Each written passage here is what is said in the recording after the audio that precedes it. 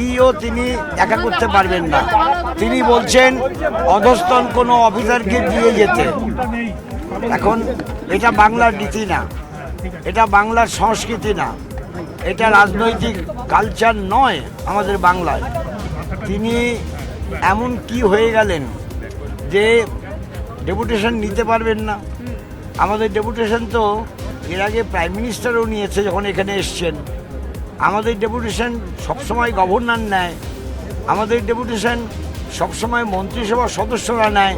এমনকি যে কোনো রাজ্যে মুখ্যমন্ত্রী যেই হোক না কেন তার কাছেও ডেপুটেশন দেওয়া হয়, ডেপুটেশন নেয়।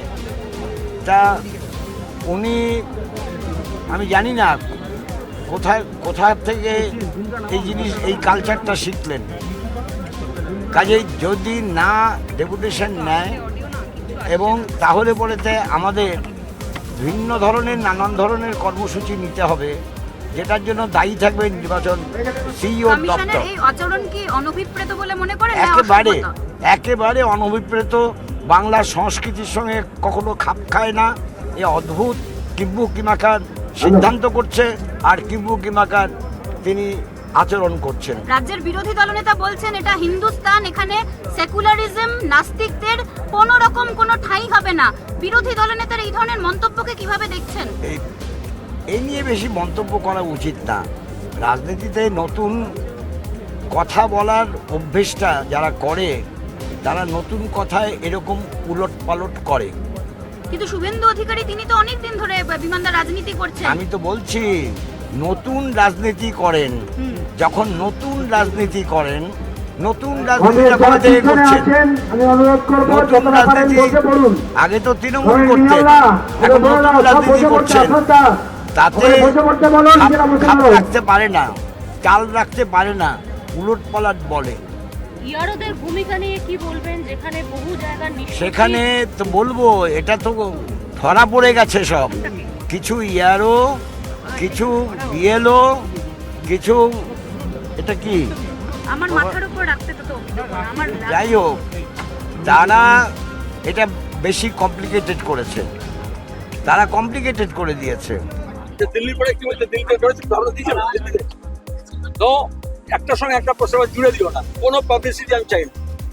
আমরা জানি আইপ্যাক অনেক টাকা পয়সা খরচা করে মমতা ইমেজ বাড়ানোর চেষ্টা করছে, আরএসএস তাকে সাহায্য করছে, এবং এই গোটা নাটকটা হচ্ছে এটাই। প্রথম কথা হচ্ছে যখন নুপুর শর্মার সময়, যখন সিএর সময়, যখন ওয়াকফের সময়, যখন এখানে মানুষ বিক্ষোভ করছিল, মমতা বলেছিলেন দিল্লিতে যাও। 100 দিনের কাজের প্রশ্নে মমতা ব্যানার্জি আর তার ভাইপো তারা দিল্লি থেকে নাটক করেছিল। আর এখন যখন ইলেকশন কমিশনের বিরুদ্ধে লড়ার কথা, তখন এখানকার ধর্ণা দিচ্ছেন। এখন কি বাংলা মানুষ তাকে বলতে পারে না যে দিল্লিতে যাও আর কি করো? ষোলো তারিখ পর্যন্ত পারমিশন নেওয়া আছে। আমরা দেখেছি রেড রোডে, আমরা দেখেছি রাজভবনে, যে রাজ্যের পুলিশ মানুষকে বিক্ষোভ দেখাতে দেয় না, মিছিল করতে দেয় না, তারা তাদের খরচায় হোক বা তোলাবাজের টাকা দিয়ে হোক, নিজেরা পাহারা দিয়ে এই সব মঞ্চ টঞ্চ সাজিয়ে দেয়। রাজভবনে দেখেছি, রেড রোডে দেখেছি, মেট্রো সিনেমা উল্টো দেখেছি।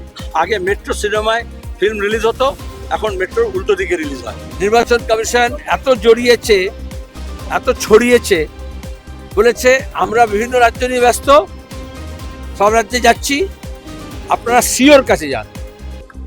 আমরা সিওর কাছে এসছি, কারণ এটা সিও ইসিআই আলাদা করে আমরা দেখি না। নির্বাচন কমিশন আইন সংবিধান কিচ্ছু না মেনে আরএসএস এর বিজেপির পরিকল্পনা মাফিক বিধানসভা ভোটের আগে এসআইআর এর নামে মানুষকে নির্যাতন করছে, এটাই আমরা বলেছিলাম। ম্যাপিং বলেছিল, তারপরে যখন ম্যাপিং হয়ে গেল, ম্যাপিং এর পরে আমরা দেখছি এখন অ্যাডজুডিকেশন। রাজ্য প্রশাসনের অফিসাররা একেবারে নিচুতলা থেকে উপরতলা পর্যন্ত এবং কেন্দ্রীয় প্রশাসনের অফিসারগুলো তারা ফেল করেছে, তারা লোড করেনি, তথ্য পেয়েও করেনি। রাজ্য প্রশাসন আরো ঝামেলা করেছে, যেসব তথ্য চেয়েছে, কিন্তু যেহেতু রাজ্য প্রশাসনের লোক বেশি নেই, অফিসাররা সব নির্বাচনের কাজে ব্যস্ত হয়ে গেছে বললো এসআইআর এর নামে, যার ফলে ডোমিসাইল সার্টিফিকেট ইত্যাদি যে ডকুমেন্টসগুলো নেওয়ার কথা পঞ্চায়েত, পুরসভা, সরকারের কাছ থেকে, সেগুলো 2 মাস ধরে পাচ্ছে না। তাহলে নির্বাচন কমিশন বলছে এই ডকুমেন্টগুলো নিয়ে আসুন, আর সবাই তো এগুলো রেডি রাখে না, যত অসহায় মানুষ তাদেরকে এগুলো দেওয়া বন্ধ হয়ে গেল। আর যারা দিল, যাদের কাছে আছে থাকে, সেগুলো লোড করা হলো না। এগুলো ডেলিভারেটলি কেন্দ্র এবং রাজ্য সরকারের প্রশাসন এটাকে ঝুলাইনি, এটাকে বদমাইশি করেছে। এবং এখন দেখা যাচ্ছে নির্বাচন কমিশনের হাত থেকে নিয়ে, স্টেট অ্যাডমিনিস্ট্রেশনের হাত থেকে নিয়ে, সিওর হাত থেকে নিয়ে বললো অ্যাডজুডিকেশন, অর্থাৎ বিচারাধীন। যারা চুরি করলো, যারা মস্তানি করলো, যারা খুন করলো, যারা ফাইল চুরি করলো, কয়লা চুরি করলো, যারা চাকরি চুরি করলো, তারা বিচারাধীন নয়। আর সাধারণ মানুষকে, ভোটারদেরকে বলছে বিচারাধীন, যারা কোনো দোষ করেন। এই জন্য আমরা আজকে এসেছি যে দ্রুত একটাও বিচারাধীন রাখা যাবে না। যে যা ডকুমেন্ট দিয়েছে, কোনো ভোটারকে ভোটার করা যাবে না, ডাউটফুল ভোটার করা যাবে না, বাংলাকে আসাম বানানো যাবে না। এবং তার সঙ্গে দাঁড়িয়ে যারা এর জন্য দায়ী তাদেরকে শাস্তি দিতে হবে। 8-9 তারিখ জ্ঞানেশ কুমার আসছেন এবং কমিশনের ফুল বেঞ্চ আসছেন, সেখানে 8-9 তারিখ আপনারা পৃথক কোনো কর্মসূচি বা তাকে আমরা এগুলো সব বলি না, এটা যে করবো 2 তারিখে বলেছি, 1 তারিখে বলেছি। মানুষের রাগ বাড়ছে, ক্ষোভ বাড়ছে। যখন সিএনআরসি করার চেষ্টা করেছিল, 2 কোটিকে তাড়িয়ে দেবো বলেছিল, মোদির সাহস হয়নি।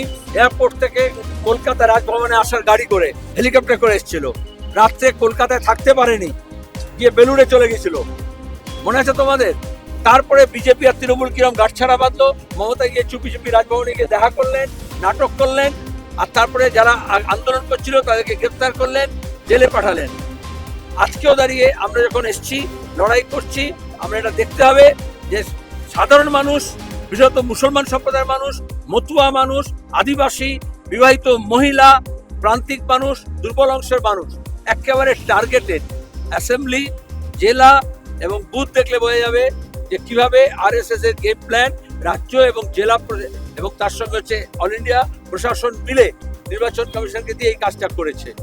আমরা আরএসএস এই গেম প্ল্যান ওটা জ্ঞানেশ কুমারকে দিয়েও করতে পারবো না, আর যারা জ্ঞান পাপী পশ্চিমবঙ্গে আছে তাদেরকে দিয়েও এটাকে পালন করতে দেবো না। সেলিম দা, আপনারা যখন বলছেন গেম প্ল্যান, রাজ্যের বিরোধী দলনেতা শুভেন্দু অধিকারী তিনি গতকাল বলছেন যে এই দেশের নাম হিন্দুস্তান, হিন্দুরাই থাকবে, এখানে কোনো সেকুলারিজম, নাস্তিকতা কিছুই চলবে না। এই মন্তব্যকে কিভাবে দেখছেন রাজ্যের বিরোধী? আমরা আমাদের আইনজীবীদের বলেছি এটার বিরুদ্ধে মামলা করতে হবে। কারণ একজন যখন শপথ নেয় এমপি, তখন সে এই ওথ নেয় যে সংবিধান অনুযায়ী কাজ করব, এবং সেখানে ধর্মনিরপেক্ষতা এখনো তো সংবিধানে লেখা আছে। তাহলে ধর্মনিরপেক্ষতার বিরুদ্ধে কথা বলছে। সে তৃণমূলের নেতা ছিল, তো মন্ত্রী ছিল, তখন তো ওথ নিয়েছিল, তখন সেগুলো সমস্যা হয়নি। তাহলে আমরা এটাকে এই যে এসআইআর এর লগ্নে এই যে বিভাজনের রাজনীতি হচ্ছে এবং যাদেরকে দিয়ে ধর্মীয় উন্মাদনা তৈরি করে পশ্চিমবঙ্গে একটা দাঙ্গা পরিস্থিতি তৈরি করার চেষ্টা করছিল, কিন্তু সফল হয়নি এখনো, সেটাকে আরএসএস বিজেপি আবার ওই চেষ্টাটা করছে যাতে ধর্মীয় উন্মাদনা তৈরি হয়, ধর্মীয় বিভাজন তৈরি হয় এবং একটা দাঙ্গা হাঙ্গামার পরিস্থিতি তৈরি হয়। শুভেন্দু অধিকারী সেই পরিস্থিতি তৈরি করছে অবশ্যই আরএসএস যদি করছে তাহলে শুভেন্দু কি আলাদা? এবং এরা তো আরো বেশি খাতারনাক, যারা হাফ তৃণমূল হাফ বিজেপি।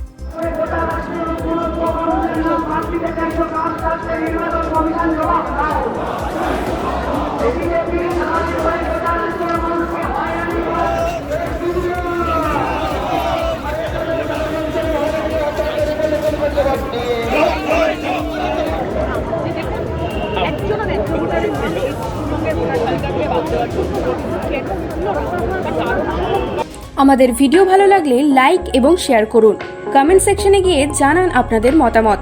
আরও ভিডিও পেতে আমাদের চ্যানেল সাবস্ক্রাইব করুন এবং প্রতি মুহূর্তে খবরের আপডেট পেতে প্রেস করুন বেল আইকন।